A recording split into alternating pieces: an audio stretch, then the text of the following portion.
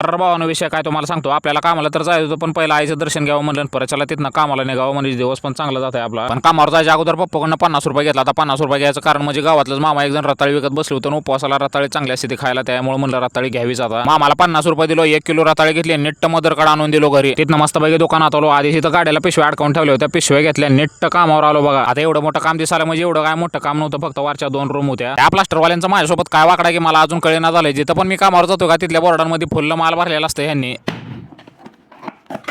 आता पप्पू इथं आला म्हणजे पप्पू काय साधं सुद्धा काम करायला आलेलं नसतो. पप्पू काय करतो माहिती आहे का, वायरीच्या बंडलमधलं जेवढं काय क्यूआर आहे का तेवढं सगळं स्कॅन हातून 10,000 रुपये काढतो त्यातनं. आता इथल्या टूवेच्या बोर्डामध्ये वायरी वाढताना विषय काय झाला तुम्हाला सांगतो. इकडून स्प्रिंग तर टाकला लागलो होतो, इकडे येऊन बँडामध्ये जाडका लागली होती. असल्या काय आपल्यासाठी किरकोळ आहे, त्यामुळे थोडाफार बुद्धीचा वापर केला आणि तिथनं वायरिंग ओढून टाकली बरं का. आपलं कसं झालंय माहिती आहे भावानो, तुम्हाला सांगतो, एकदा एकीकडला प्रॉब्लेम सॉल्व्ह झाला का दुसरीकडे काय ना काय अंगलट येतंय म्हणजे येतंयच. आता विषय काय झाला ते तुम्हाला सांगतो. आपण फॅन बॉक्स मधून डायरेक्ट बोर्डामध्ये सेपरेट पाईप ड्रॉप करतोय, पण ही जुनी पाईपिंग आहे त्यामुळे आपण हात काय केला नव्हता, त्यामुळे सगळे अपदा व्हायला लागले वायरिंग वाढायची. आता अनिकेतनं मी फुल मेहनत घेतल्यानंतर कसं तरी एमसीबी बॉक्स मध्ये वायरिंग आली होती बरं का. पण विषय असा झाला की तिथनं खाली येणार, त्यामुळे अनिकेत माळ्यावर चढून तिथनं वायरिंग परत सोडवा लागला. तेवढ्याच मध्ये घरमालकाचा पोरगा चहा घेऊन आलो होतो, त्यामुळे अनिकेतला म्हणलं तू खाली उतर, म्हणलं आधी चहा पिऊ, परत काय असेल ते कामाकडे लक्ष देऊ म्हणलं, त्याशिवाय काय आपलं डोकं चालणार नाही. मस्तपैकी चहा पिऊन झालं का अनिकेतला म्हणलं मी जसं करतो का तसं कर म्हणलं, एक पायवर बॅलवर ठेवायचा आणि डायरेक्ट वर चढून दाखवायचं. भावनो हे चढा उतराचा काय किरकोळ विषय, पण आता खरा विषय झाला. ह्या बोळामध्ये आपली गुढी कशीच बशीना झाली. घरमालकाच्या पोरांना दुसरी गुढी आणली होती त्यांच्या घरची स्टीलची, ती पण बशीना झाली, त्यामुळे जर आता लय टेन्शन आले बरं का मला. पण भावनो त्यांच्या घरी अजून एक गुढी होती बरं का, ते कशी तर गुढी तिथं बसले, त्यामुळे मी पण थोडीफार रिस्क घेतली बरं का. आता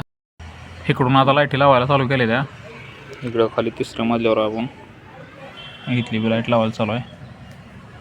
असली छोटी मोठी रिस्की कामं मी कंटिन्यू करतोय बरं का, काय विषय नाही. पप्पूला अनिकेतला जमत नाही. तर भावानं दोघांनी मिळून अनिकेतनं मी इथल्या सगळ्या लाईटी लावून टाकल्या बरं का. आता माझं काम चालू झालं ते म्हणजे होल्डर लावायचं आणि अनिकेतचं काम चालू झालं ते म्हणजे बोर्ड भरायची. जेवणाची वेळ झाली त्यामुळे थोडंफार काम केलं. वरच्या एका रूमच्या सगळ्या लाईटीन होल्डर लावून घेतले आणि परत त्याला जेवून येताना माघार तुम्हाला सांगतो या जेण्यावरनं एवढा बेकार ताप होतोय चालत यायचा. ताप होण्याचं कारण एकच आहे बरं का, ग्राउंड फ्लोअरवरून डायरेक्ट 4थ्या मजल्यावर एवढं चालत यायचं म्हणजे लय बेकार काम आहे. सांगतो तुम्हाला काम आहे एवढं लांब चालत यायचं म्हणजे बरं का. भावानं आता आपल्या शेवटचा बॉर्डर राहिला बरं का लावायचा. नाही म्हणलं तर पूर्ण काम फायनल व्हायला आपल्याला रात्री 8 ते 8:30 वाजले होतं बरं का. पण पूर्ण काम फायनल केले. थोडाफार वायरिंगचा ताप झाला होता, पण काम मात्र आपलं एक नंबर क्वालिटी दिसायला लागलं होतं बरं का. फक्त वरच्या 2 रूम फायनल केले आपण.